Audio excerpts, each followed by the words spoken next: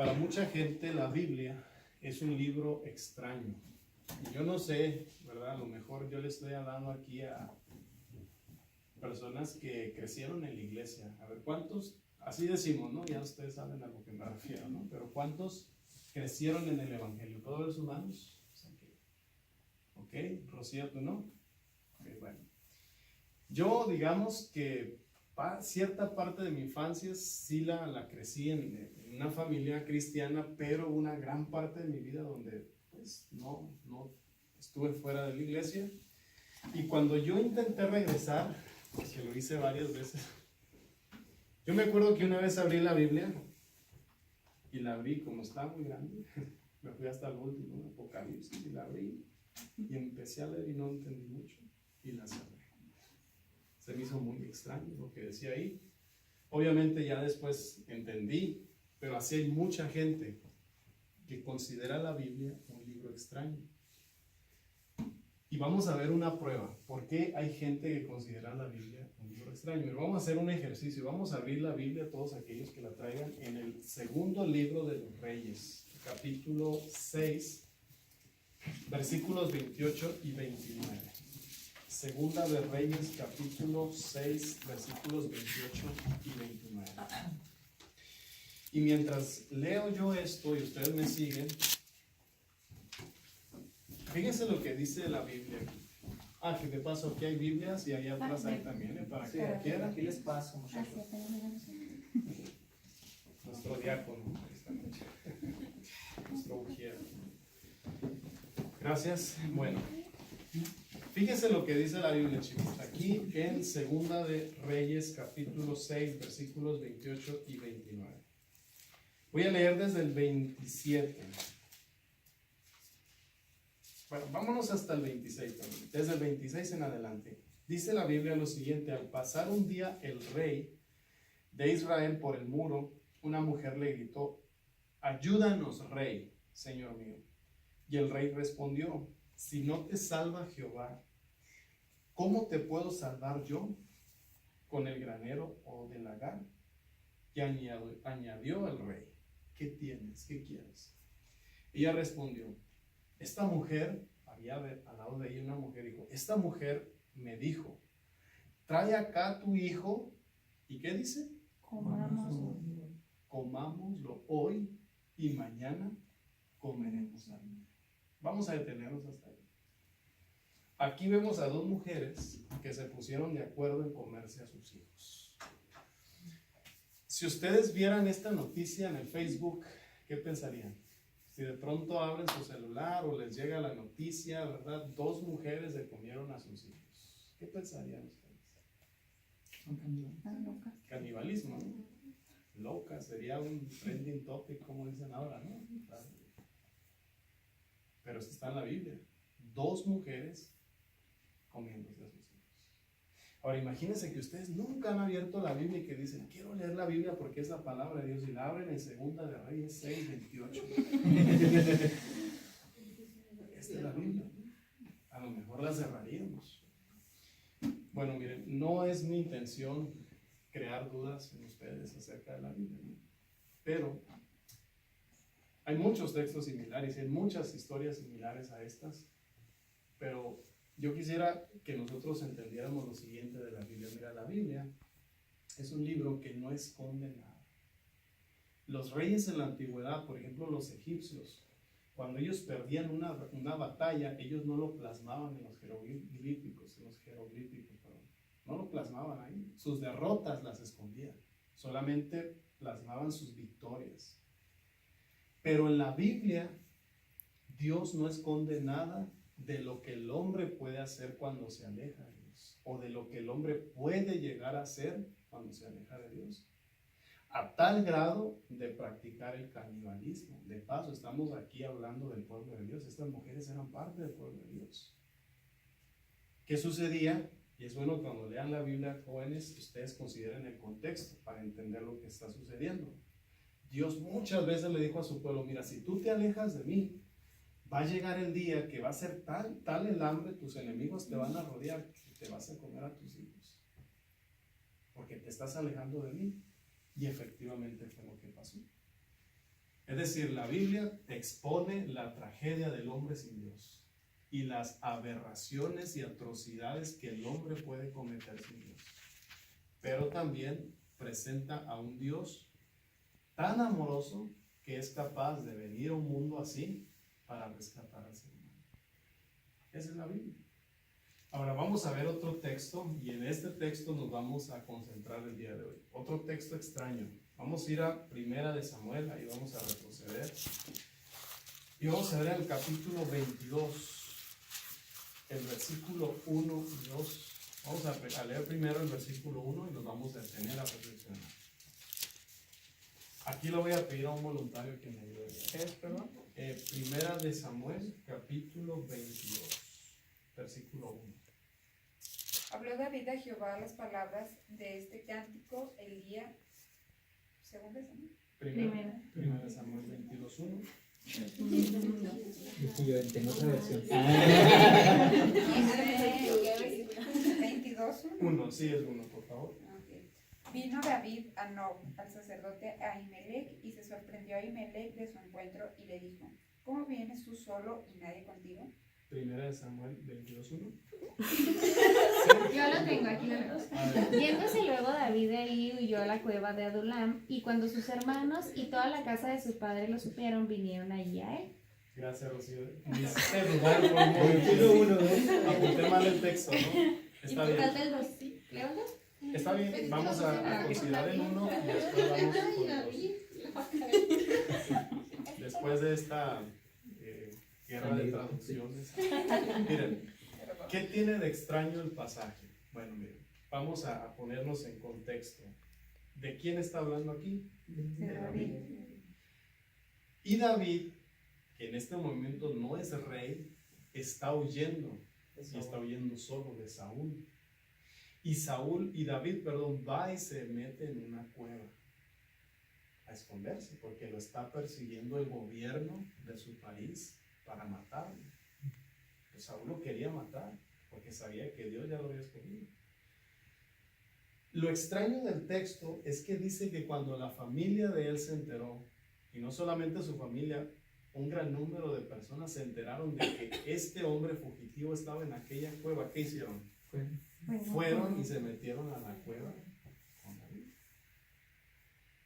Ahora, estas personas que fueron a esa cueva con David también estaban huyendo de Saúl, pero no porque quizás Saúl las quisiera matar directamente, sino por la forma como Saúl estaba gobernando. Saúl se había convertido en un rey tirano, en un hombre déspota, en un hombre cruel, que un día mató a más de 60 sacerdotes. Ese era Saúl.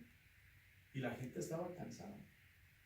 Lo extraño del texto es, si yo fuera una de esas personas, pues yo no iría a buscar refugio en un fugitivo, ¿no? O no sé si usted lo haría. O sea, si de pronto usted tuviera problemas, no sé, económicos, qué sé yo, pues la persona menos indicada para auxiliarme sería una persona a quien la está siguiendo el gobierno. Sería poner mi vida en peligro. Bueno, pero cuando nosotros consideramos el contexto, nos damos cuenta que la gente que quiso echar suerte con aquel a quien Dios ya había escogido y que pronto sería el rey. La gente lo sabía, que Dios ya había desechado a Saúl y que el nuevo rey sería David. Y saben que esta historia ilustra un poco lo que está pasando hoy, jóvenes. Nosotros vivimos en un mundo que básicamente está gobernado por la maldad. ¿Cuáles son las noticias que escuchamos a diario? Maldad, crueldad, injusticias, desapariciones, como veíamos ayer. Es decir, este mundo está siendo gobernado por un rey cruel y tirano que mueve los hilos de este mundo a su antojo. Y entonces, David en esta historia que acabamos de leer es un símbolo de Cristo. Cristo todavía no es coronado rey. Cristo es coronado rey cuando viene por segunda vez. Pero Dios ha dicho que Él será el rey. Y pronto Cristo vendrá a este mundo y el reinado cruel de Saúl llegará a su fin. O sea, esta historia es una ilustración de lo que ahora está pasando. Nosotros tenemos el privilegio de elegir en quién queremos echar nuestra suerte, digamos así. ¿En quién queremos confiar? En aquel que pronto va a ser coronado rey, ojalá que sí. Pero bueno, dicho esto, vamos a leer ahora el siguiente versículo, porque en el siguiente versículo hay una reflexión para nosotros, o mejor dicho, hay 3 reflexiones. Fíjense que el autor, se cree que fue Samuel, todavía Samuel vivía, tuvo el detalle de decirnos qué tipo de personas fueron a buscar a David. Si lo pueden leer ahora sí. Sí. ¿Qué dice? Y se juntaron con él todos los afligidos, y todo el que estaba endeudado, y todos los que se hallaban en amargura de espíritu, y fue hecho jefe de ellos, y tuvo consigo como 400 hombres. Bueno, llega un momento que David en aquella cueva es jefe de 400 personas. Pero vamos a Y se bota. una cueva muy grande. Interesante, bueno. Es interesante que Samuel describe qué tipo de personas. El primer grupo era ¿quiénes? Los afligidos. Y yo les pregunto, joven, ¿quién es un afligido? Es una persona perseguida. Una persona perseguida. Dentro del concepto de aflicción, ¿qué cosas podemos meter ahí? ¿Qué problemas? Tristeza, preocupación, ansiedad, dolor físico, ¿creen que entra ahí? Claro que sí. Es decir, es muy probable que entre ese grupo de personas afligidas iban personas enfermas, iban personas tristes, deprimidas, estresadas, qué sé yo. Y llama la atención que David, siendo fugitivo, las recibe. Yo me imagino a David parado en la cueva, ¿no? Todas las mañanas se asomaba y de pronto ve venir un grupo de personas, ¿no? A los afligidos. A lo mejor David se agarró la cabeza, ¿no? Pero bueno, las recibe porque era un hombre conforme al corazón de Dios. Y decimos que en esta historia David es un símbolo de Cristo. Y Cristo lo recibe a todos, ¿verdad? Jesús dijo, el que a mí viene, yo no le echo fuera. Este mundo, muchachos, está lleno de aflicción. Miren, la primera vez que yo pude, digamos, en cierta medida experimentar lo que es la aflicción, yo tendría unos 7 años, una mañana. Mamá nos estaba haciendo el desayuno para que nos fuéramos a la escuela y me dijo a mí, oye, ¿sabes qué? Ve, despierta a tu hermano, no se ha despertado. Carlitos, 5 años. Voy a su cuarto. Bueno, me despierto. Y le digo, oye, ¿sabes qué? No, está muy raro. Además va, lo toca solamente para darse cuenta que estaba muerto. Todavía recuerdo ese grito desgarrador de mi madre. O sea, no se me puede olvidar. Y aunque yo no lloré en ese momento, pero simplemente el escuchar el llanto de mi madre pude entender por un poco lo que es la aflicción en este mundo. Y a lo mejor tú has pasado por alguna aflicción similar, qué sé yo. Pero Jesús nos dijo, ¿no?, que en este mundo nosotros tendríamos que aflicciones. Porque parte de vivir en este mundo representa enfrentar aflicciones. Y cada día, ustedes saben, ¿no?, lo que pues hemos pasado como familia estos días. De pronto así llegan las malas noticias, ¿no? Un mensaje, un diagnóstico y la vida te cambia. Y así es. Pero nosotros tenemos un Dios maravilloso. Jesús dijo, en el mundo tendréis aflicción, pero confiad, yo he vencido. Si ustedes leen Filipenses 4, donde Pablo habla de qué hacer con la ansiedad, con la crisis, dice, échala sobre Dios, que tiene cuidado de ti.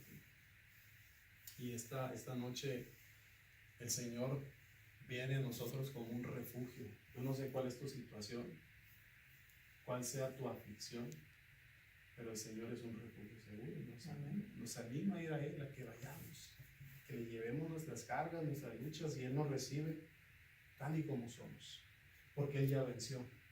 Si hay alguien que sabe lo que es la aflicción, ese es Cristo Jesús. Como ninguno de nosotros la tendrá que experimentar, así la experimentó Él. Así que pase lo que pase en tu vida, joven, en Cristo Jesús hay un refugio seguro. Amén. Viene un segundo grupo. ¿Quién es el segundo grupo? Los endeudados. Ahora imagínate, David ya recibe a los afligidos, pero ahora vienen los endeudados. Mira, las deudas, por lo que tú te puedes dar cuenta, no son nada nuevas, ¿sí? Hoy nosotros vivimos en la cultura del endeudamiento. Yo no les voy a pedir que levanten la mano, que ellos ¿sí? O sea, lo entiendo. Pero es difícil hoy en día encontrar una persona que no tenga deudas, porque es la cultura. Ahora sí se vive, ¿no? Y la hemos adoptado acá de los vecinos. Y yo les he platicado de pronto cuando comparto ese tema que la primera vez que yo fui a Estados Unidos, ya fui ya grande, a pesar de que yo crecí en la frontera, nunca tuve la necesidad, no sé qué, nunca pude, ¿no? Pero ya de grande, estudiando en Montemorelos, saqué mi visa, me fui a colportar y cuando yo llegué a Estados Unidos, que voy viendo las casas, los carros, cómo vivían los paisanos, porque fui a colportar con paisanos, y de pronto llegaba a sus casas y yo envuelto en las casas bien, ¿no? ¿Sí? Sus 4 o 5 coches, a todos tienen sus carros y buenos carros.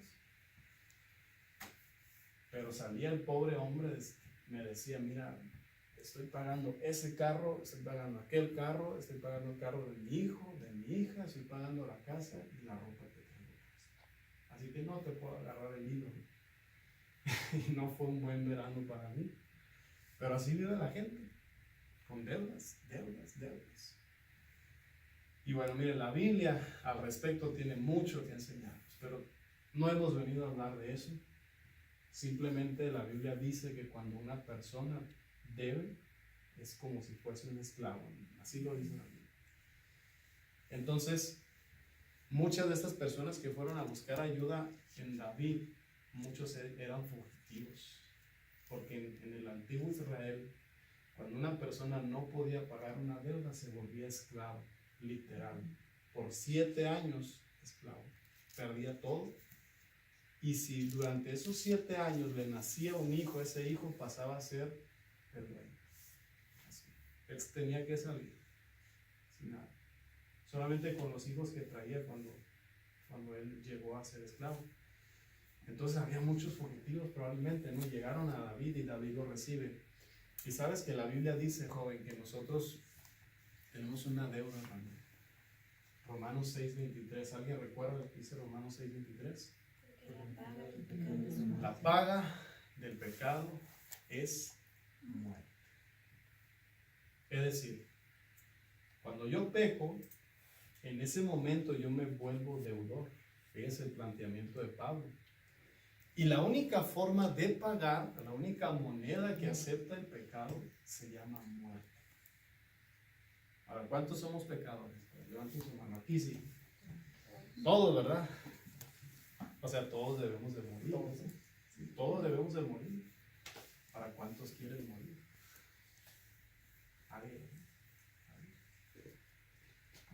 Pero la segunda parte de Romanos 6:23 dice que la dádiva, es decir, la moneda que el Señor ha dado, se llama ¿cómo? Vida. Es decir, Jesús con su propia muerte pagó esa deuda y ahora nos da a nosotros no una moneda de muerte, sino una moneda para que vivamos. Porque el Señor nos recibe tal y como somos. Y mira, todos nosotros tenemos algo con lo que luchamos en nuestra vida. Todos. ¿Sí? Yo tengo mis luchas, tú tienes tus luchas, y tú sabes con qué, y yo sé con qué. Lo que yo te puedo decir esta noche es que nosotros solamente en Cristo podemos encontrar solución y victoria. ¿Sí? Porque así es la justicia de Cristo. La justicia de Cristo me da primeramente la salida y después me da la fuerza para vencer contra aquel pecado, contra aquel hábito, qué sé yo. Así que cualquiera sea la situación con la que tú estés luchando, el Señor nos recibe, así como estamos. ¿Sí? Hay una experiencia que quizás ya la he compartido, creo que en la federación por ahí en algún momento, pero me gusta porque hay una lección acerca de esto. Yo muchas de las cosas que he vivido las viví colportando. En las calles se aprende mucho, más cuando uno tiene hambre. ¿No se tocó colportarse? ¿Sí te tocó? ¿José, te tocó? ¿Colportar? Sí, sí. Y ahí uno pasa cada cosa, ¿no? Y le cierran la puerta en la cara y que los perros y no faltan. Yo recuerdo andaba aquí en Chihuahua, bendito Chihuahua. Y ese día, pues me había ido muy mal, andaba en Camargo. Era la primera vez que visitaba esta zona de Chihuahua. Ya había estado en Juárez antes, pero... Y cuando llegó la hora de la comida, cerraron todo, ¿no? Y eso era algo para mí, algo nuevo, ¿no? Porque allá donde yo soy, pues no se cierra. Pero de pronto todos los negocios empezaron a cerrar y me quedé solo en la calle, como a las 2 de la tarde, la gente se va a comer. Yo no había vendido nada, traía unas 2, 3 revistas ahí y dije, no, pues tengo que vender algo porque quiero comer. Y me fui, ¿no? Todo cerrado. De pronto llegué a un lugar donde vendían comida, me metí y dije, voy a venderle revistas. Traía recetarios, fui con el dueño, le voy a ofrecer, pero el señor andaba bien ocupado y además me dio miedo cuando el señor alto, así bigotón, así con una mirada, ¿verdad? Como enojado. Era carnicero. ¿Manda? Era carnicero. Era carnicero.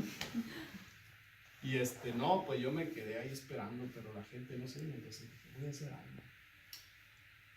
Voy a pedir y le voy a pagar con revistas. Son 3, cada revista la ofrezco en 35 pesos, el platillo vale 30, dije, me va a ganar el 60. No, pero yo quiero comer, ¿no? Y rápido hice mis cuentas, lo que hace el hambre, ¿no? Y yo me senté y pedí el platillo más barato, ¿no? Y listo, frijolitos y arroz. Y ahora, comí. Y cuando yo estaba acabando, de pronto me di cuenta que ya se estaba vaciando y no me quise quedar solo con la señora. Acabé rápido. Cuando fui, le quise decir, oye, mira, hacer el trato, que de pronto caí en cuenta, ¿no? de lo que había hecho. Y el señor, que yo creo que me observó desde el primer, me dijo, no te preocupes, ya pagaron. ¿Cómo? Sí, ya pagaron. Y yo rápido volteé para todos lados y dije, sí, alguien que terminó y pagó. Qué bonito, ¿no? O sea, ya pagaron por ti. ¿Por qué no pedí la Pero esa palabra, esa expresión, ya pagaron por ti, ante esta deuda que nosotros tenemos, es la mejor noticia que el Señor nos puede dar.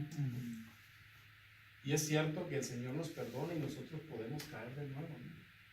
Pero en eso consiste la lucha diaria del cristiano, ¿no? Levantarse con la ayuda de Dios, y caemos, y a veces nuestra vida cristiana es un zigzag, ¿no? Así. A veces nos sentimos acá y a todos nos pasa, pero el Señor nos recibió. ¿Cuál es el último grupo que va con Jesús? Acabarla de molar, ¿no? Ya recibió a los afligidos, ya recibió a los endeudados y luego a los amargados. ¿Has conocido un amargado? ¿Cómo son los amargados? Pesimistas, así como que voltearon para el lado, negativos. se cruzaron miradas, algunos así Como yo, pues. pero decías amigo, Pesimista. sí, Todo lo ve del lado negativo. verlo todo del lado negativo, ¿verdad? Como dice José, pesimismo, siempre con una actitud Piedra. qué sé yo. Pero es difícil convivir con una persona amargada. Pero miren, seamos sinceros, todos en algún momento hemos pasado por periodos de amargura, donde nosotros nos convertimos hasta cierto punto en esa persona. Me soy honesto, pasado. La pregunta es, bueno, David recibe a los amargados también, porque David es un símbolo ¿de quién? De Cristo Jesús. Y David cayó muchas veces y siguió siendo un hombre conforme al corazón de Dios. Y era un hombre que sabía dar eso que había recibido, ¿no? Por eso él recibía la vida. Pero si en la Biblia nosotros quisiéramos definir o explicar a la luz de la Biblia qué es la amargura, la vida de Saúl lo ilustra, el hombre que estaba persiguiendo a David. Si ustedes van allí a unos capítulos anteriores, Hay un texto muy interesante que habla de Samuel en el capítulo 16, versículo 14. Yo lo hago con un voluntario que me Ajá, dice sí. Dice, el espíritu de Jehová se apartó de Saúl y le atormentaba un espíritu malo de parte de Jehová. El Espíritu de Dios, ¿qué pasó con el Espíritu de Dios? Mira, cuando Saúl fue escogido rey, la Biblia dice que el Espíritu Santo vino sobre él. Y entonces él dice que llamó a los israelitas que estaban esparcidos, hasta entonces no habían tenido rey, y todos se congregaron. Era un hombre lleno del Espíritu Santo. Pero su desobediencia continua, que no fue una vez, fueron varias veces, lo único que fue ocasionando fue que el Espíritu Santo se alejara de él. No le hacía caso. Entonces el Espíritu se fue. ¿Y qué pasó cuando ya no estaba el Espíritu Santo? Ahora nota que la Biblia, especialmente el Antiguo Testamento, utiliza un lenguaje muy interesante, ¿no? Donde se le atribuye a Dios lo mal que le pasa al hombre por haberse apartado de Dios. Y dice, un mal espíritu de parte de Dios. Ahí es, bueno, ya no está Dios en la vida de Saúl, alguien más está ahí.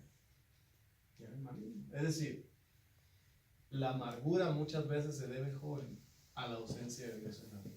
Una persona que se siente molesta, que siempre está inconforme, es porque le falta a Dios en su vida.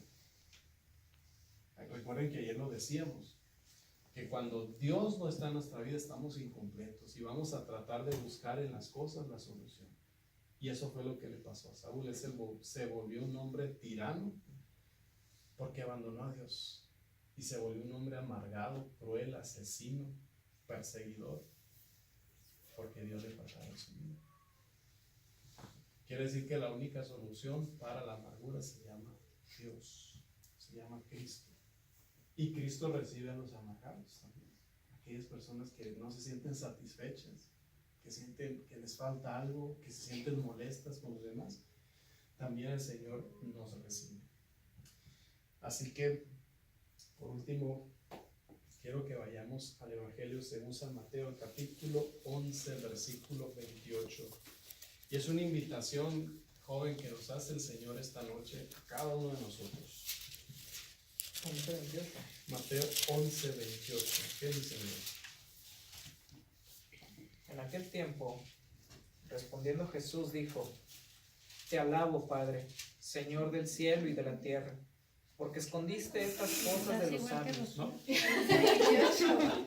11:28.